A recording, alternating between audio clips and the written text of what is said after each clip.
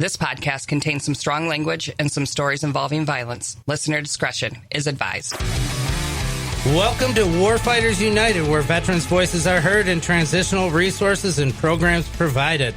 This podcast is sponsored by the Veterans of Foreign Wars, a service organization that provides our military and veterans resources and representation throughout the community. They provide community support and the camaraderie we all miss being in the military. So join the VFW today and make a difference. Today with Warfighters United, I have one of my best friends here. His name is Doug Pickel. Him and I have made many Purple Heart plaques together. His are always better than mine because he's the creator of it. But Doug is actually doing a lot of good things in and throughout Michigan and throughout the nation. How you doing, Doug? Loaded question. You're not wearing a helmet. You probably shouldn't ask me that until you have a proper headgear on. Okay. All right. My head gets insane at times. Yeah. And so over the last 20 years, you have dedicated your life to not only honoring veterans, killed in action families, Purple Heart recipients, fallen police officers, EMS, firefighters. You know, what is behind all of that makes you want to do all this? Wow, that's a good question. That's one I ain't heard ever. I have never heard that question. Dang. It's the want and need to take a gift that God has given me. I didn't know about it, but I discovered it. Take that gift, and we create things that honestly nobody else can do because they don't have the old school thought process, which is a difficult process. So everybody wants to jump to machinery and just, I could just type it in my computer and watch that little thing over there. It'll just cut it right out. Zip, zip, zip, zip, zip.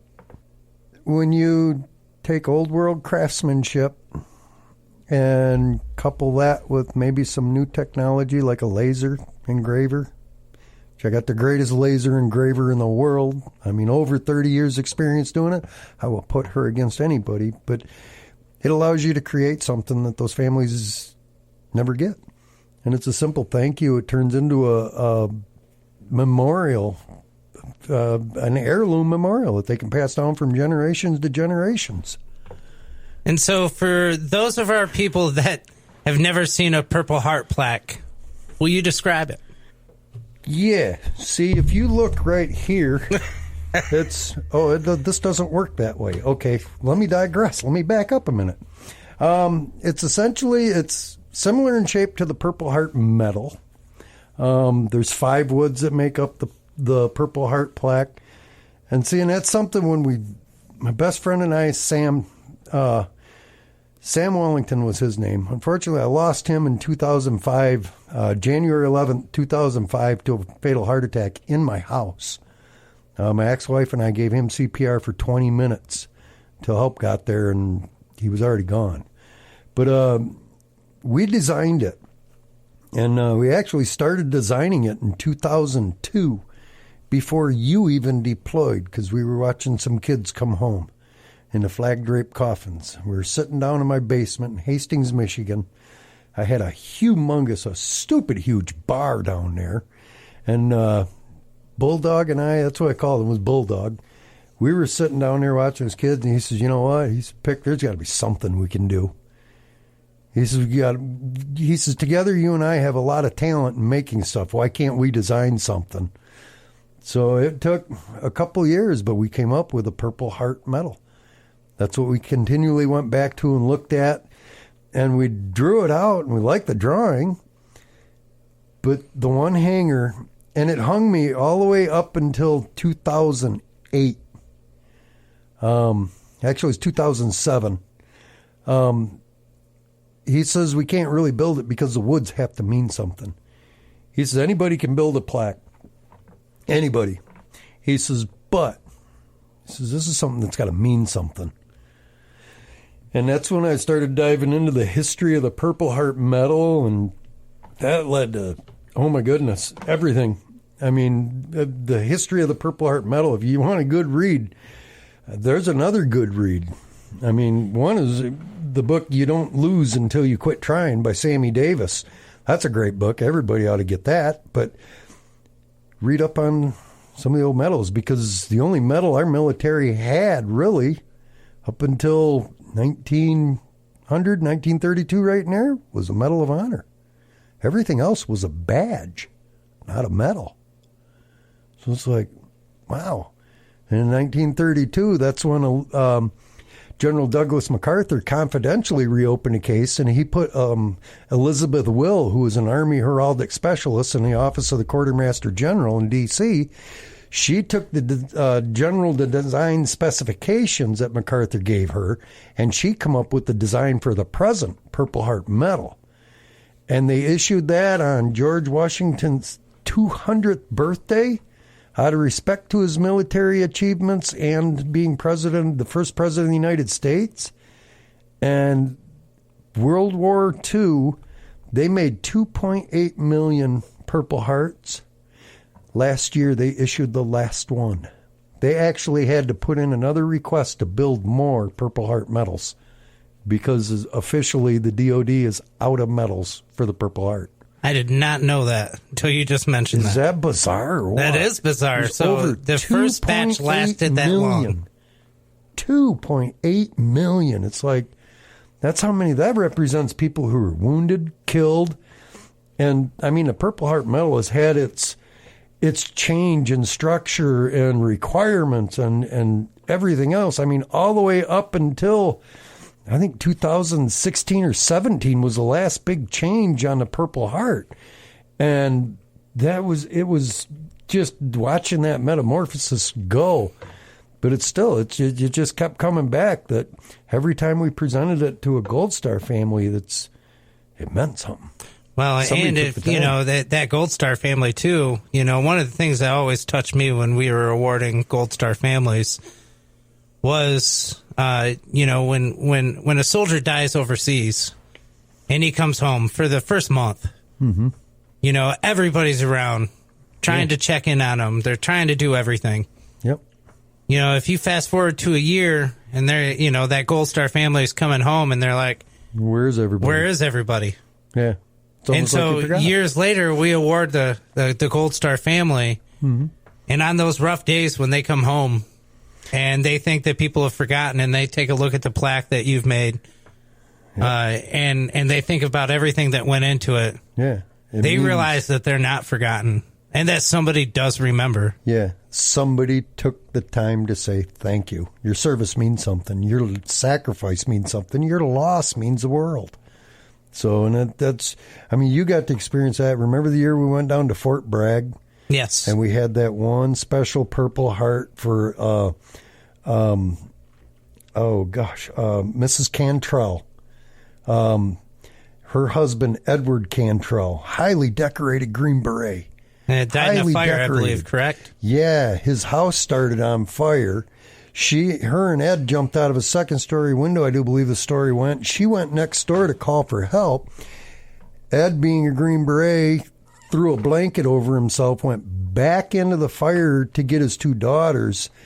And in talking to the fire chief, he says, the worst part about this, he says, we were 3 bodies we pulled out. He says, we found Ed's body just a few feet from his daughter's bodies, and Isabella and Natalia, he says, you could see their handprints on the wall. They were trying to get out that window. He says, unfortunately, they didn't make it. This lady, when I heard the story, I couldn't believe what I was hearing. So I looked it all up. Imagine losing your husband, your house, and your 2 daughters in one night to a tragic fire. Man, that sucks. So, yeah, we had to do something. So that's when you and I come up with the idea of the Purple Heart plaque with 2 satellite hearts. Yeah. And to recognition of the kids. Yeah. And we honored Isabella and Natalia. Now, what I didn't know, we had no idea. We couldn't have known, is how we laid them out. Isabella was on the right. Natalia was on the left. A few years after that, I went to Arlington. And that's exactly how Isabella and Natalia are laid to rest. To his left and to his right in Arlington. And I was just like, wow. Louise Cantrell was her name. A great lady. She's got a foundation down there called Dancing Angels, because that's what the girls love to do. So, and she's doing great things with that. It's just, getting to see some of the most seriously broken Gold Star mothers, and then watching how just a plaque gives them that hope. Well, I tell you, too, you fast forward some years, I was on the Ione County Veterans Court, and one of my veterans committed suicide, intentionally. And, not only being at his funeral or whatnot, but about a year later, we crafted a special square plaque with 4 hearts on it. Yep.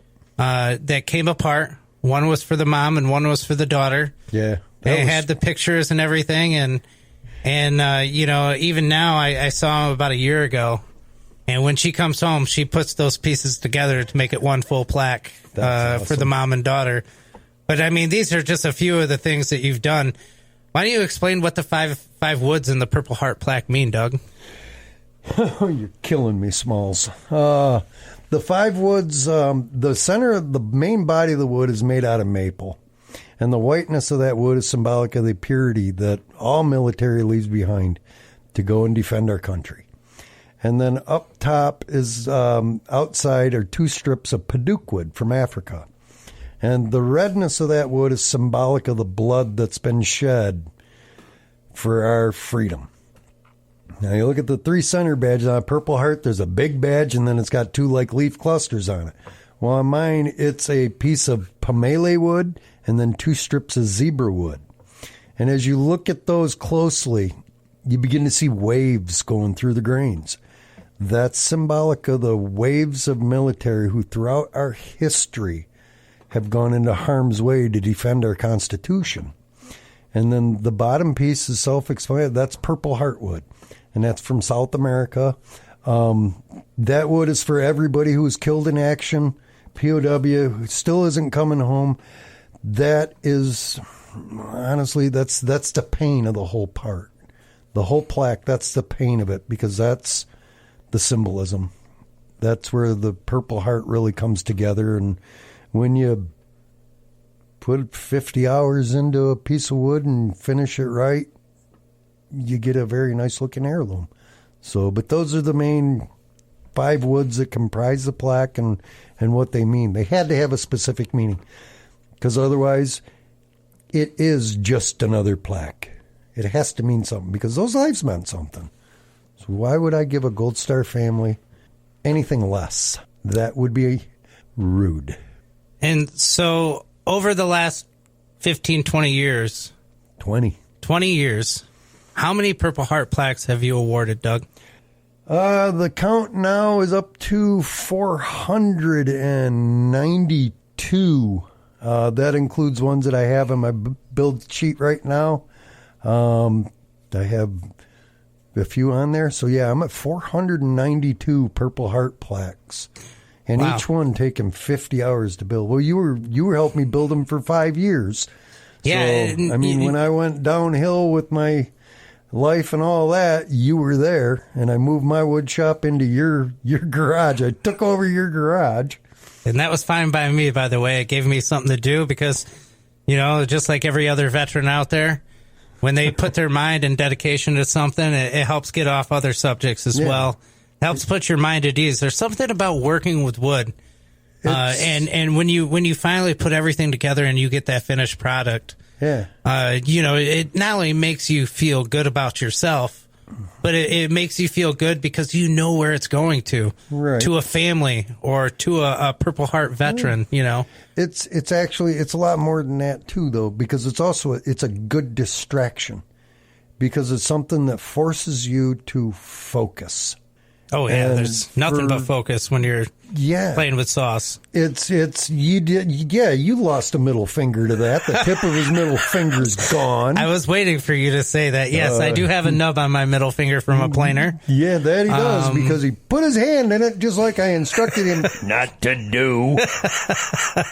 He does it. And then learned my lesson. I haven't lost another one yet. No, but then you sent me a picture of it. Like, hey, check this out. This is pretty cool. And I'm looking at a bloody nubby stump. And I was like, dude, I've been 30 plus years doing this and I've still got all my digits. Well, how did you? And I thought, never mind. I don't even want to know. Don't even want to know. Now, once a Marine, always a Marine, come into play.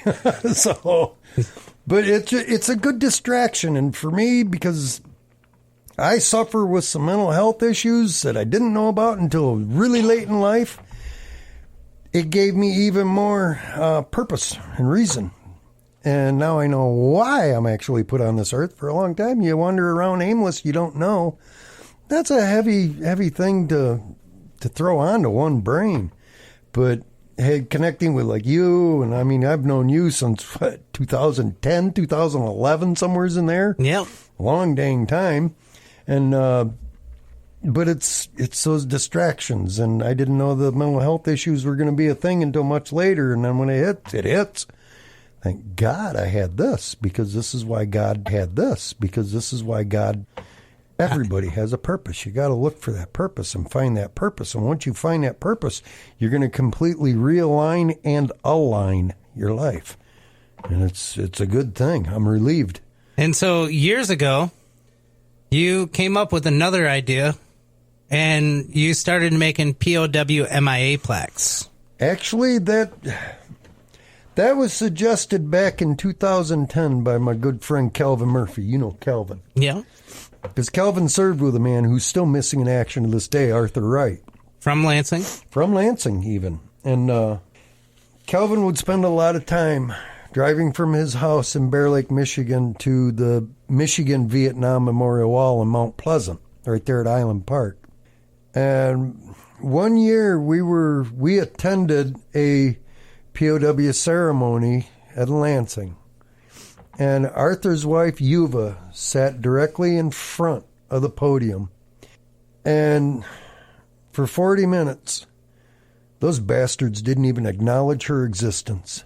They ended the ceremony and got up and left. Now, I walked up, put my arm out, and extended my arm, and I escorted Yuva to her grandson's vehicle. Calvin went up and said something to those politicians. I don't know what, but I know their eyes were bigger than golf balls, and he walked away from them. And him and I talked about it, oh God, so many times.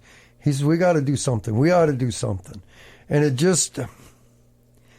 it's kind of like when your wife says, you know what, we need to buy a new car because I need a new car. And you're like, you know what, let me just put some thought into that for a minute. Let's delay that because the timing just isn't right. For one reason or another, you know in your head and your heart that timing isn't right. So for whatever reason, I just told Calvin, I said, hey, let's hold off on a minute. Let me get some business taken care of so then maybe we can focus on it. And then 3 years ago now, or 4 years, 2023, 2 years. Okay. Me and math don't get along. But anyhow, about 3 to 4 years ago, I went up to Calvin's house in Bear Lake. We sat there and we talked about it, pulled out pictures of the metal, and the overall design was kind of the metal. We changed it a little bit. We had to. We had to make it functional so that I could cut it out on my bandsaw.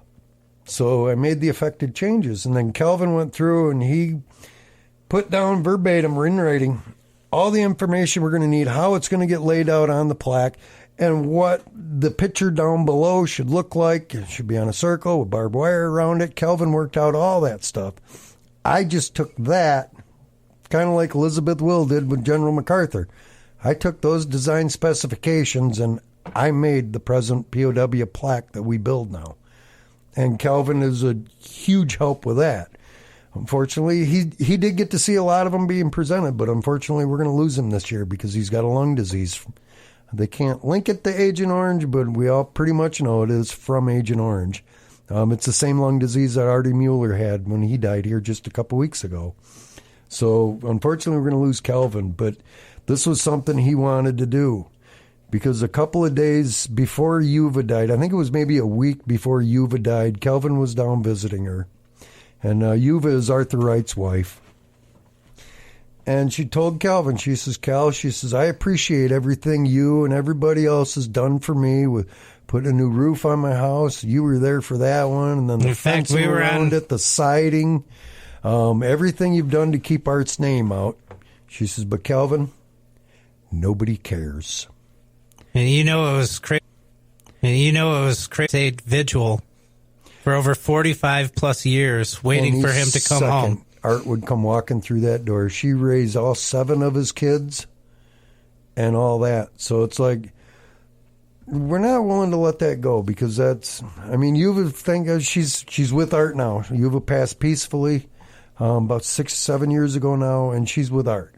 That's kind of the blessing, but it also sucks because she didn't see what we're trying to do up in Mount Pleasant, and that's kind of hurtful, but it's going to be highlighted in that memorial park that we're working on building. So every September for the last few years, you guys have been going up to Island Park. Yep. Tell me what goes on up at Island Park September 19th and 20th. Well, usually it's always September 20th, because September 20th is National POW MIA Family Recognition Day. Nationally. Nobody knows that. Not like it's mainstream, and it's just another area that nobody does anything for. So it's like, okay. So Calvin wanted to do something. So he says, Doug, he says, we got these plaques. He says, we got this beautiful park right here. He says, I've always felt at home coming here. He says, let's do a ceremony right here, because it's the center of Michigan. None of these families are going to have far to drive. Okay, Calvin, you set it up. We are going to follow that model from here to eternity, exactly how you set it up each and every time. He's like, okay, good to go. And he started doing it. By God, he pulled together a humdinger. I mean, the first one that we did, we honored 4. We honored Robert Hesselink from Big Rapids, who was a Korean War POW, Dale Williams, Wilbur Norman. Now, those 3 guys are Korean War veterans, but they also came home in the late 50s as part of Operation Big Switch. And so we honored them, and also Arthur Wright. We brought his grandkids up, and we presented them with a plaque. And that was in 2023.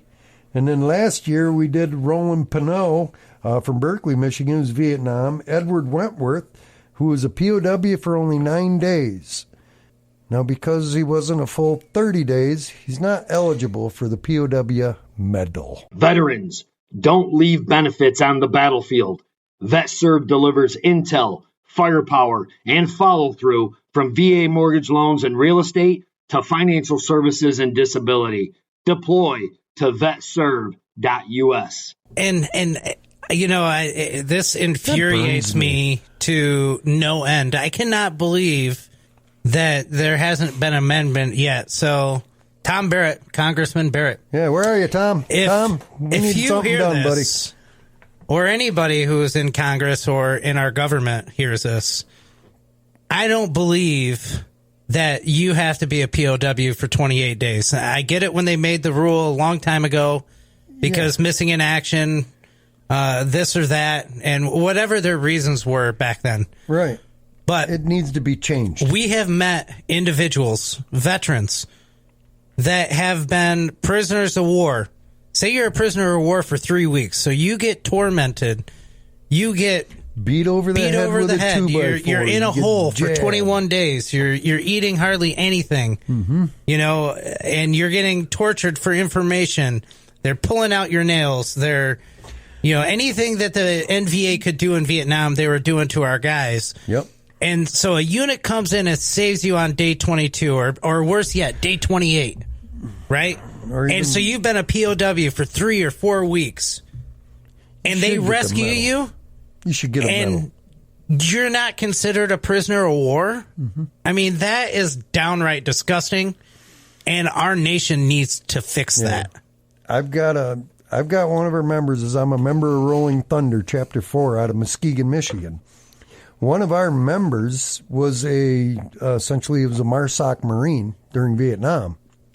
He was taken prisoner, and he escaped after his 5th or 6th day. But there's no record of it because he was Special Forces in the Marine Corps, so essentially they wiped all that out. There's no way he can get it. And he's bitter about it. I would be bitter as well. We're going to fix that this year.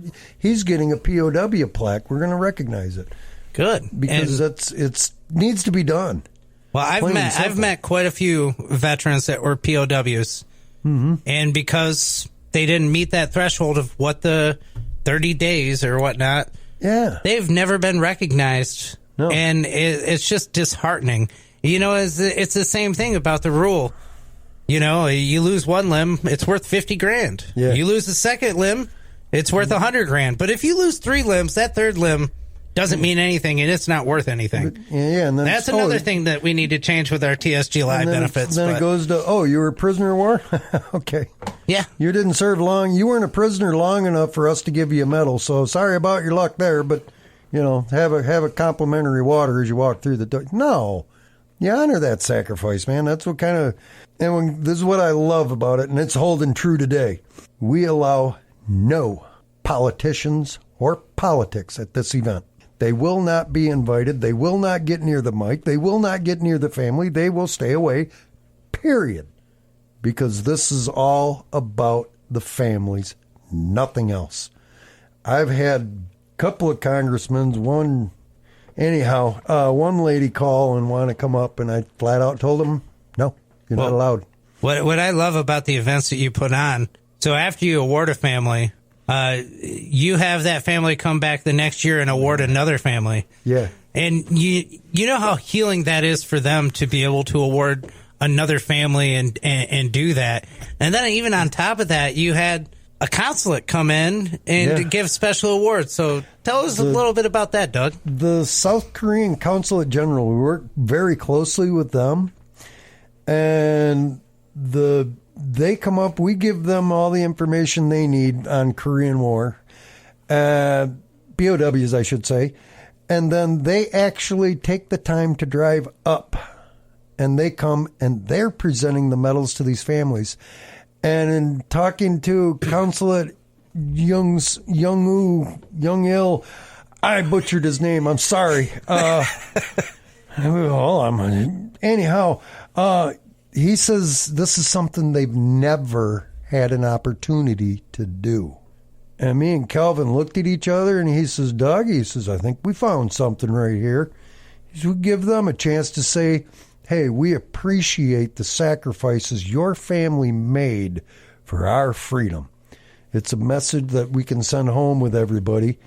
And it went over huge, monstrously big. The families simply adore it. I mean, Ed Wentworth's son, Joe Wentworth, I think he's still wearing that Peacekeeper's medal that the South Korean consulate pinned on him in honor of his father. And it's like, holy cow. He says, Doug, I've never experienced anything like that. He says, that was above and beyond, over the top and unexpected. He says, it was the greatest feeling in the world. He says, now I can't wait to come back next year and present a POW plaque to another family. He says, that's what I'm looking forward to. Is the whole thing, what Kelvin and I wanted to do with this is create an experience for the families, but also give the families those opportunities to bond with others. Because when you think about our Gold Star families, POW, MIA Gold Star families don't even come to mind. And they're everywhere. And nobody does a damn thing for them. Well, good thing you are now. We got tired of it, so we started doing it.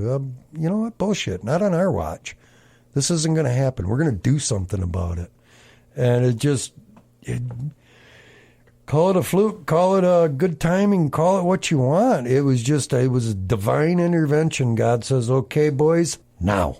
And so you got some things coming up in support of trying to raise all this money. It's going to cost, what, $4 million to build this park the way you want, or even more? I think originally the last design architect I talked to, we're looking probably about $50 million. Oh. Yeah, because we're encompassing all Michigan residents from the Civil War. And so where do you get all that information? Looking through the history books, man. Going through, talking to people, getting the experience. Genealogists. Oh, you talk to a genealogist, yeah, you get your mind blown 6 or 7 times with what they find. I had no idea Michigan had a Civil War regiment, the 125th Sharpshooters Regiment. 100% Native American. I had no idea. And there was 322 of them that were taken prisoner by the Confederate soldiers in 1862. They were taken down to a POW camp in Georgia. Ashtonville, Georgia, I think. Andersonville, Georgia. It's now a big cemetery. 90% of those graves down there are all POWs. And just like when the Yankees, us Yanks, when we took Confederates prisoners of war, they held some in Virginia at a camp there. But after a while, they didn't. That's a funny thing. And looking through the history books, it doesn't say that they were released or anything. They were paroled. Oh, I was like, oh, okay. Paroled. That's new. Okay, well, we'll roll with that. That sounds good. So, but there's still a lot of them buried down there. So we started doing research on that, and it's like, oh my God, that just opened up a whole nother realm. Just Native Americans. I mean, that's a civil war. And then you go up to the War of 1812. I mean, Michigan's got, so far I can find one big notable there. The gentleman was actually a Medal of Honor recipient from the War of 1812. He's from down by Detroit. I'm drawing a blank on his name right now, but we're actually in talks with that family because his grandson was a World War II Army Air Corps pilot who was shot down over Germany in 1943 and was a prisoner of war held by the Germans from 43 until 45. Wow. So it's like, wow, how do you uncover things like that? And it leads to more and more, and then connections everywhere. It's like almost like a huge spider web. And you got to fiddle, fudge, and fight your way through it to get the information that you're looking for. But the twists and turns that it takes you on, that's the real journey. And that's the coolest part of it all. It's like, holy cow, man. Didn't expect that to happen. It's like, wow. So I talked to that young lady's, to a young lady who, that's her grandfather and great-grandfather. They still have the original Medal of Honor. They still have photos of 1900 president. Anybody know who that was? That was Teddy Roosevelt. Theodore Roosevelt's dad presented this man with the Medal of Honor in 1900. Wow. It's like, that's history. How do you not tell that? So essentially what we want to do, this memorial, it's going to be filled with life-size bronze statues, all from Michigan, to tell their story. Because that's, nobody anywhere in this country has done that.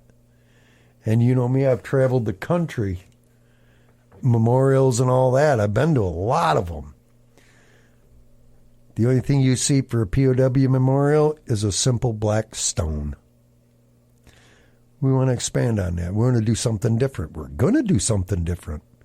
So that stone is not going to be there. It's going to be a thank you stone to all the numerous donors and sponsors who helped us raise all this money to make this happen. And it's all one guy's legacy, Calvin Murphy. It's a dream he had. He's not going to be around to see it, unfortunately, but I'm going to make damn sure it happens. So we're starting this year. We've got a food truck challenge. It's a competition. It's $25 to enter, and then 10% of your net profit goes to the Michigan POW MIA Memorial, and that's going to be September 19th and 20th at Island Park. We do have a limit for this one because there is a limited space in the park, and we can't just pack it full of food trucks because then where are our guests going to park? So we're not going to do that. We're going to limit it to 20 food trucks, but they are going to be competing for a monster trophy and bragging rights for 1 year. The cool thing that makes it different is we're making each winner that wins the trophy must come back and compete next year to defend it. If they're unsuccessful at defending it, they present the trophy to next year's winner. It's a way to keep it all going, keep it all tied together. Just doing something a little different. And what else are we doing to raise money for that, Doug? I know you got some of the casinos involved. Yeah, we're working on getting some of the casinos involved. We got a couple of golf outings. Herman Miller out on the lakeshore is doing a golf outing. Post 115, Legion Post 115 in Mount Pleasant is doing a fundraiser. I've been working on several other fundraisers to get it all together, as well as putting together the names for this year's ceremony. So... And building those plaques. So tell me about the POW MIA plaque. That's different from the Purple Heart plaque. Oh, it's a lot bigger. It's got a lot of different woods into it. Yeah, it is a lot bigger. There's the main body of that is Peruvian walnut, because when I put the lacquer on it, that turns black. And that Peruvian walnut is symbolic of the bleakness of confinement that our POWs go through, and the helpless feeling of losing hope, thinking nobody's going to come, and the whole time you're hoping somebody does. And then there's strips of maple in it, which is, of course, is the purity that they leave behind. And then there's a little itty bitty strip on the outside up top of Paduke wood from Africa, and that's still the blood that's been shed, because I've yet to run into a POW that has not shed blood. They all have. One way or another, I don't care if it's a nosebleeds or not, they bled in captivity. That deserves to be honored and recognized, and people need to learn about it. So there's 60 hours into the POW plaque. There's only 50 into a Purple Heart plaque. I mean, we can pop those out in a week, no problem, and make them look great. POW plaque, not so much, because that thing it's big, it's intricate, and it's very compelling once you see them. So if people are listening to this and they want to donate to the wall that is going to be starting getting built, where would they go to do that? They can go to Plaques of Honor Murphy's Legacy on Facebook. They can go to the Mount Pleasant Area Community Foundation Facebook page and website, or they can just put a check in the mail right directly to the Mount Pleasant Area Community Foundation, just in the memo section. Put the Michigan POW MIA Memorial, and then those funds will go directly to that memorial. So we've done pretty good. We raised about $4,800 already just in we're just getting started since we just started this, and we just announced it early this year that we were going to be doing it. So I mean, technically, we got $1,000 donation last week. So I can technically say we've raised $1,000. So it's halfway there, but we've got millions more to go, and it's going to take time. That's all there is to it. But it's going to be done. It's going to be done right. And the more our American Legions, our DAVs, our service organizations, our VFWs start getting into it, we get the word out there enough, maybe we can build that number a lot quicker so we can do things a lot faster. Maybe we can, but the biggest thing is getting that education.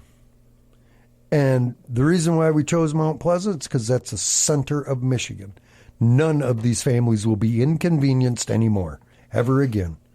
And we're not allowing, again, any politics involved in it. So if you come up as a politician, you will stand in a sea of bikers who probably won't like you very much.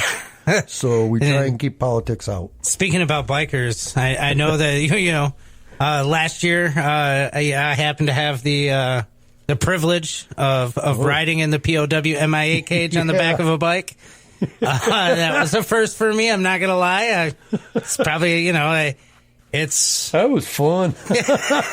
Especially the bumps, but, so they always do a special ride before these events. Oh, yeah. Yeah, there is we put the plaques in the POW cage, and this year, because of insurance liabilities and all that just went through the roof, we're going to put a mannequin in it, just so that way we eliminate, should something bad happen, nobody's going to get injured. So what you're saying is I was a guinea pig, and now they're going to go something else? Calvin was a guinea pig because he rode in the first one. Okay. And he had the shackles in his hands. Yes, but I remember that. Also rode in a POW cage from Michigan to D.C.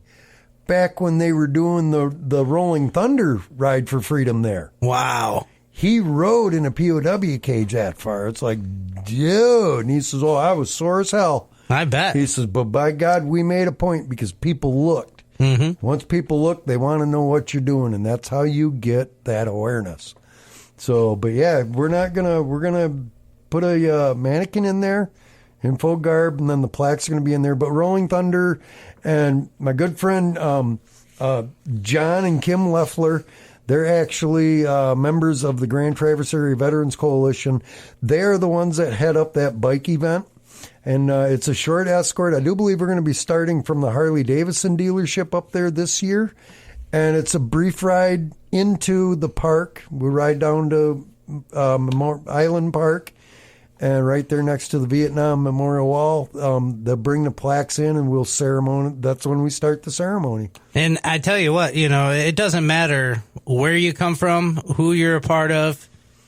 You guys, anybody with a bike can show up and roll into that, right? Oh, yeah, absolutely. All you need is a patriotic heart.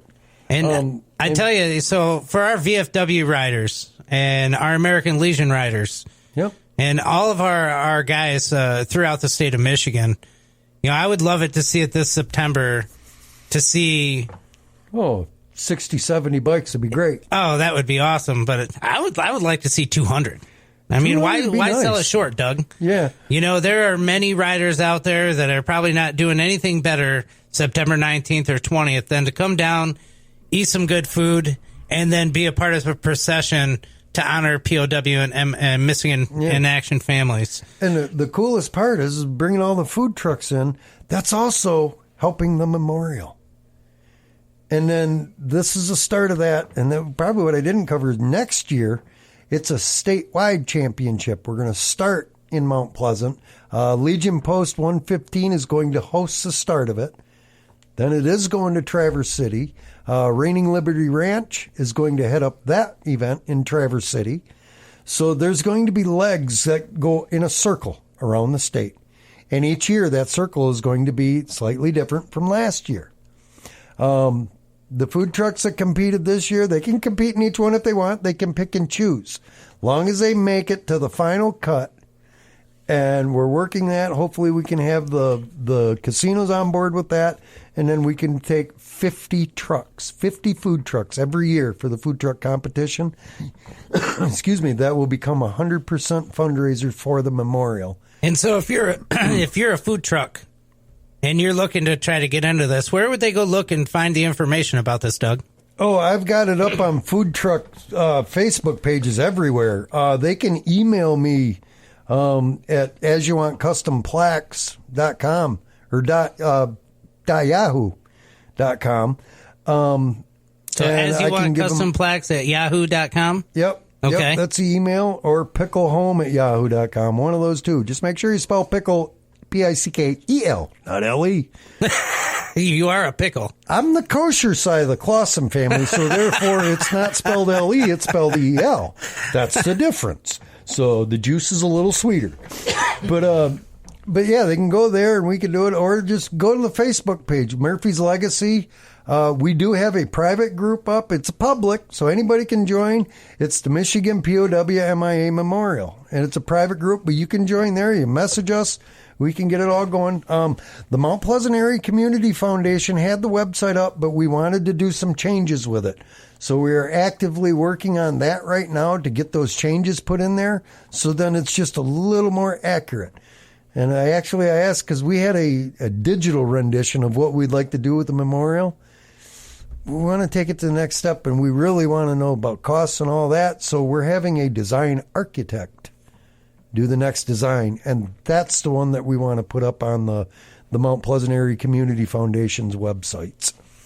Well, Doug, you've always done great things since the moment I've known you, and the fact that you keep making it bigger and better. Just it blows my mind the amount of time that you spend to making sure every family, every Purple Heart recipient, and a lot of our veterans out there are never forgotten. How many times you looked at my Facebook page and went, what the hell did he stick his foot into now? Yeah, I tell you, that's about every other week or so. There's something that, you're always traveling, and we were talking earlier about how you're going up to Legends Ranch and you're going to meet with 8 Purple Heart recipients. Yep.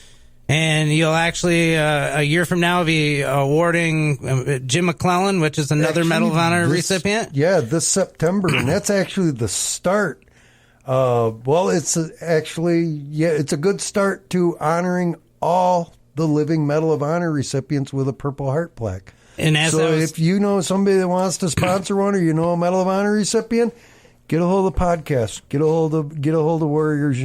Warfighters United. Warfighters United. I stumbled on that one too. I'm gonna put my drink down here so he can't throw that at me.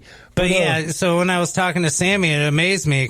61 living Medal of Honor recipients in the United States now. And when we started this a long time ago, it seemed like there was more. When we started this, there was 126 living Medal of Honor recipients. And now we're down to 61.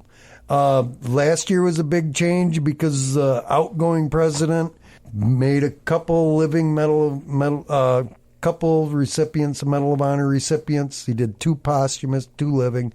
So that put us back up to the 61. So, but yeah, because you were there when we honored Colonel Ballard and Joe Marm and Gary Wetzel, and of course Dwayne Dewey come down, and boy, you put a Marine in with another Marine, and they gone. They're gone. I will never forget the moment when he told me about when he was awarded his living Medal of Honor. So he's at the White House, Dwight Eisenhower. Yeah, he goes to put the Medal of Honor around his neck, and he whispers in Dwayne's ear, and he said, "Son, you must be made of steel. You're the first guy that jumped on a grenade and has all 4 limbs left." Yep. And when Dwayne told me that, as we're sitting at his club that's named after him, besides the fact that he said my wife would never allow me to drink liquor, I can only drink beer, so I drink enough beer to make it last. It just gave me the chills just thinking about a president whispering that into your ear. And, for Dwayne to be such a leader like he was the last person put on the United States stamp as a Marine, from Korea. Yep. And then, talking to Samuel Davis, which is another legend. Oh, God, yeah. Sammy's a great guy. And, I mean, he's a real Forrest Gump. Yeah. So and he was actually shot in the butt, too. Yeah. And you get history like that. It's humbling. And what you didn't know is right after we presented Dwayne's plaque on stage in front of, there was at least 35,000 bikers there. We went back to his VFW post, and we were talking. You went and grabbed a beer, and me and Calvin were talking to him. Dwayne come up and grabbed me by the neck. And I felt my dad there for a minute, but my dad was World War II Navy, Dwayne's Marine. But Dwayne says, you know what? He says, Doug, you got one hell of a talent. If you're going to make another one, I would honestly like to see you make one for Sammy Davis. Now, you get to meet him, I hope. He says, but this is something that I would like to see you do for every living Medal of Honor recipient. He says, you do it on a nomination process. Each Medal of Honor recipient nominates the next one, and you follow that protocol. I was like, yes, sir. Pretty much all I said was, yes, sir. And then last year we started it with Sammy. Well, and the Purple Heart plaque that we awarded Dwayne Dewey, they just named a VA after him over in Cadillac. Yeah. In Cadillac. Yep. And he's got a shadow box, and on the top of that shadow box is the Purple Heart plaque that we awarded him in front of all those bikers. And that was probably one of the biggest moments of my life, with 35,000 bikers yelling back at me. And I remember before that you said, you think you can get these people riled up? I was like, yeah, I think I could try. Yeah, it worked. It totally worked. I remember my 13-year-old was just 1 at that time. Oh, a little gauger. Yeah. Yeah. So I got the picture of that. I bring him, and I got a picture with him and Dwayne. And I tell you what, that day was just... That kid was a chick magnet up there. Are you kidding me? That day lives in infamy in my mind, as well as all the other times that I've got to meet such legends that are beholders of our nation's highest medal. Who'd have ever thought that just building a simple plaque would have led to all this? There's days I struggle to understand that. I seriously do. No, I don't think it's for us to understand, Doug. I don't think it is. And it's like, like you said, you were meant to be here to do something, right? Right. And that's what I always tell people that I didn't serve. I don't get it wrong. I am not military. I'm a civilian. I wasn't smart enough to serve. Down at Kokomo, when we presented Sammy's, and I got the picture, he leaned forward and he says, well, you're serving now, brother. And he leaned right back. And I was like, okay, you can't argue with him. You can't. The most humble guy that I've ever met, one of them. Right. I mean, when he says that, what do you say? Other than, okay. Yes, sir. Yeah, and I'm amazed in how many times that I've crossed paths with Sammy just doing some of the same programs. Some and of the his same wife, things. Dixie, are two of the nicest, sweetest friends, people you'll ever met. Yeah, down to earth. Just down to earth, full of heart. Good people. And Sammy lives a creed. Yes. He's there to honor his brothers who gave all for us living. Yep, and he does it way better than we do. Oh, well, yeah, by far way better. I mean, at least we have the humble honor of knowing that we created something for him. And I know he put the first plaque I did for him is actually down in Louisiana in a museum down there, and it's hanging next to Uncle Si in that museum. I think it's Baton Rouge. I'm not sure what it is, but it's a military museum down there. And Sammy wanted to hang it up. Well, as you could see it, because as a Medal of Honor recipients, they get a lot of gifts. Oh, I'm sure. Everybody's always giving them something. So, excuse me, they take those trinkets and they put them in museums, or the cool ones they keep. It's all different. Because when we presented that plaque to Dwayne, first words out of his mouth, this son of a bitch is coming home with me. Nobody's getting it. And it hung in his house until he died 2 years ago. Yeah. It hung in his house. And he took it down to Florida. When Berta died, he still had it. He wouldn't get rid of it. And his daughters, after Dwayne died, his daughters saw fit to put it up in his box on top of the VA in Cadillac. And it's sitting right next to a beautiful rendition of the Medal of Honor that somebody CNC'd made out of wood. That's a cool thing. Yeah. You see those two together, you can spot the handmade a mile away. Oh, of course. So it's like, okay, that's pretty cool. I sat there for 2 days trying to compare it, going back and forth, almost got whiplash. It's like, man, but it's just that kind of fun that we get to have, Eric. Yeah. Well, so that hems it up for us today. I want to invite everybody to warfightersunited.com. That's our new webpage. And you can also visit us on Facebook at Warfighters United Podcast. All of our links are on the warfightersunited.com page. So I highly entice, if you're a veteran out there and you're looking for resources, transitional programs, or anything of that nature, or you love to listen to this podcast, all the podcasts will be on there as well. And like I said, we'll have some of the Doug's links put on there over the next week or two. So by the time this airs, that should all be up. And then let's try to do the best we can to help our nation out, to help our veterans. And let's make the most out of this world today. So thanks, Doug, for coming on. No, thank you for having me, Eric. And we'll talk to you next week.